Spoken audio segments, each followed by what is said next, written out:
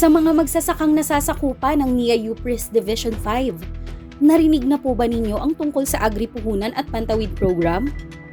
Ito po ay ang pagpapautang ng DBP ayon sa atas ng ating Pangulong Bongbong Marcos at sa pakikipag-ugnayan ng iba't ibang ahensya ng gobyerno tulad ng National Irrigation Administration o NIA,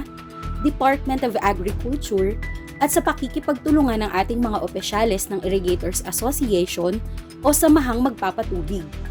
Sa pamamagitan po ng Agri-Puhunan at Pantawid Program na ito, ang mga kwalipikadong magsasaka na may luwang na sinasakang 1 hanggang 2 ektaryang bukid ay maaaring makahiram ng 60,000 pesos kada ektarya. Para sa mga karagdagan at mas detalyado pang mga impormasyon tungkol sa programang ito, makipag-ugnayan lamang po kayo sa Irrigators Association o IA na inyong kinabibilangan o dili kaya ay magpunta sa tanggapan ng NIA UPRIS Division 5 na matatagpuan sa Barangay Maturanok, Gimba, Nueva Ecija mula alas 8 ng umaga hanggang alas 5 ng hapon, Lunes hanggang Biyernes na magtatapos sa September 6, 2024. Sa mga interesado at nais lumahok sa programang ito, magdala lamang ng mga sumusunod: isang valid ID, 2x2 picture,